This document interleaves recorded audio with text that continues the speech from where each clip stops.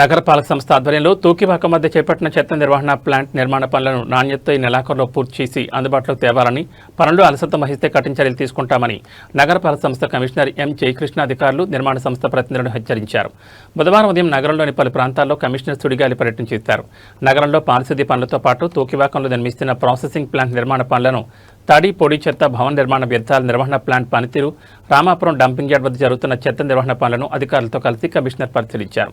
ముందుగా తూకివాక వద్ద జరుగుతున్న వేస్ట్ ప్రాసెసింగ్ ప్లాంట్ నిర్మాణ పనులను పరిశీలించి పనుల ఆలస్యం పట్ల ఆగ్రహం వ్యక్తం చేశారు. చేయాల్సిన మేర పనులు జరగడం లేదని, పనిచేసే వారి సంఖ్య పెంచి యంత్రాల వాడకాన్ని పెంచి ఇచ్చిన గడువులోపు పనులు పూర్తి చేసి ప్లాంట్ను అందుబాటులోకి తీసుకురావాలని అధికారులను, నిర్మాణ సంస్థ ప్రతినిధులను ఆదేశించారు.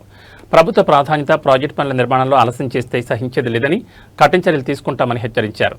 తడి పొడి చెత్త ప్లాంట్, గ్యాస్ ఉత్పత్తి ప్లాంట్, భవన నిర్మాణ వ్యర్థాల ప్లాంట్ పనితీరును పరిశీలించారు. భవన నిర్మాణ వ్యర్థాలను సేకరించి లోతట్టు ప్రాంతాల్లో ఎత్తు పెంచడం, నూతన రోడ్ల ఏర్పాటు వంటి వాటిలో వినియోగించేలా చర్యలు చేపట్టాలని అధికారులను ఆదేశించారు. అనంతరం రామాపురం వద్ద గల డంపింగ్ యార్డ్ను పరిశీలించారు. ప్రతిరోజు ఎంత చెత్త నిర్వహణ చేస్తున్నారు, ఎందుకు వినియోగిస్తున్నారు, ఇంకా ఎంత చెత్త ఉంది, ఇప్పటిలోపు పూర్తవుతుందనే విషయాలను తెలుసుకుని రికార్డులను క్షుణ్ణంగా పరిశీలించారు. కొన్ని రోజుల్లో జరగాల్సిన పని జరగకపోవడం పట్ల నిర్వాహక సిబ్బందిని మందలించారు.